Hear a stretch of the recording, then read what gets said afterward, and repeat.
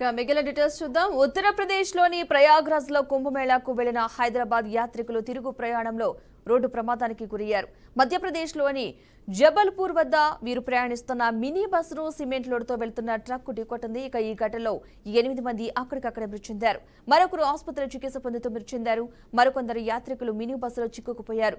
మృతులు నాచారం ప్రాంతానికి చెందిన వారిగా గుర్తించారు. పోలీసులు ఘటనా స్థలానికి చేరుకుని సహాయక చర్యలు చేపట్టారు. ఇక ఇదే అంశానికి సంబంధించిన పూర్తి సమాచారాన్ని మా ప్రతినిధి సాగర్ అందిస్తారు. సాగర్,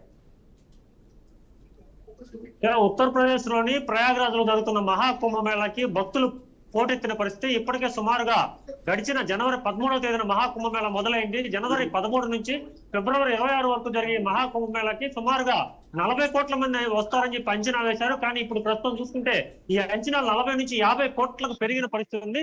సో ఈ రోజు ఈ కుంభమేళా సంబంధించి ఒక దుర్ఘటన కూడా జరిగిన పరిస్థితి ఉంది. ఎందుకంటే తెలంగాణ రాష్ట్రానికి చెందిన అనేక మంది కూడా కుంభమేళాలోని ఈ కుంభమేళాకి వెళ్లి తిరిగి వస్తుండగా మధ్యప్రదేశ్ లో జబల్పూర్ లో వీరు ప్రయాణిస్తున్న ఒక మినీ బస్సుని సిమెంట్ లారీ ఒక ట్రక్ అయితే ఢీకొట్టిన పరిస్థితి. ఈ ఘటనలో స్పాట్ లోనే సుమారు 8 మంది చనిపోయిన పరిస్థితి, అలాగే అనేక మంది కూడా గాయాలు పాలైన పరిస్థితి. వీరందరూ కూడా హైదరాబాద్ లోని నాంచారం అంటే ఒక ప్రాంతానికి చెందిన వారుగా ఎప్పటికే పోలీసులు గుర్తించారు. దీనికి సంబంధించి మిగిలిన క్షతగాత్రులందరూ కూడా సహాయక చర్యలు అయితే చేపట్టిన పరిస్థితి. మొత్తం మీద చూసుకుంటే 12 సంవత్సరాలకు ఒకసారి వచ్చే ఈ కుంభమేళాలో ఇప్పటికే భక్తులు లక్షల సంఖ్యలో కోట్ల సంఖ్యలో ప్రతిరోజు కూడా ప్రయాగ్రాజులో ఇప్పటికే పుణ్యస్నానాలు ఆచరిస్తున్న పరిస్థితి. రేపు మాఘ పౌర్ణమి సందర్భంగా ఒకే రోజు 10 నుంచి 12 కోట్ల మంది కూడా ఇక్కడ ప్రయాగ్రాజ్ లో జరిగే మహాకుంభమేళాలో పుణ్యస్నానాలు ఆచరిస్తారని చెప్పి ఇప్పటికే అంచనా వేసి దానికి అనుగుణంగా ఇప్పటికే అధికారులందరూ కూడా ఇప్పటికే ఏర్పాట్లని కూడా పూర్తి చేసిన పరిస్థితి. మనం ఇప్పుడు విజువల్స్ లో కూడా చూస్తా ఉన్నాం. ఇప్పుడు ప్రయాగ్రాజ్ లోని మనం డైరెక్ట్ గా కుంభమేళాని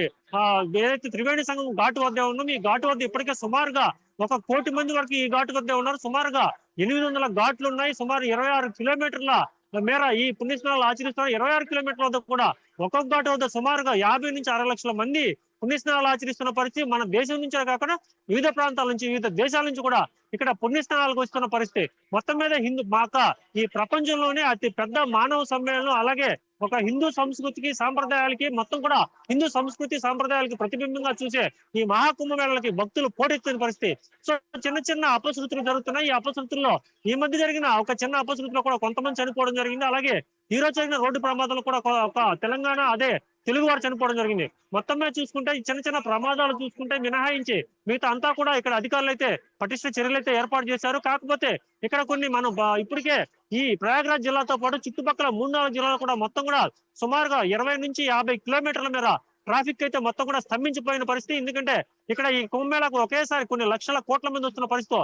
మొత్తం మీద చూసుకుంటే ఇటు రోడ్డు రవాణా కావచ్చు, అలాగే ఎయిర్లైన్స్ సంబంధించి కావచ్చు, అలాగే ట్రైన్స్ కావచ్చు, ఇలా 3 ఎయిర్లైన్స్ 3 రవాణా వ్యవస్థల ద్వారా కూడా ఈ ప్రయాగ్రాజ్ కి అలాగే అందరూ కూడా చేరుకున్న పరిస్థితి.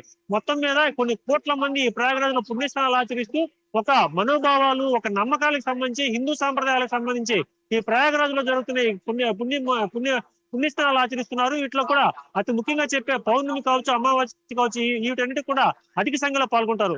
రేపు మాఘ పౌర్ణమి సందర్భంగా సుమారు 10 నుంచి 12 కోట్ల మంది వస్తున్నారు కాబట్టి దానికి తగ్గట్టు కూడా ఏర్పాటు చేశారు. సో మొత్తం మీద ఈ రోజు ఒక అపశృతి చోటు చేసుకుంది. తెలంగాణకు సంబంధించిన సుమారుగా 8 మంది చనిపోయారు. అలాగే ఈ రోడ్డు ప్రమాదానికి సంబంధించి ఇప్పటికే అధికారులు కూడా తీవ్ర దిగ్భ్రాంతి వ్యక్తం చేశారు. అలాగే తెలంగాణ ముఖ్యమంత్రి కూడా దీనికి సంబంధించి మిగతా వారిని కూడా సహాయం చేయాలని చెప్పి ఇక్కడ అధికారులు కూడా కోరుకున్న పరిస్థితి ఉంది.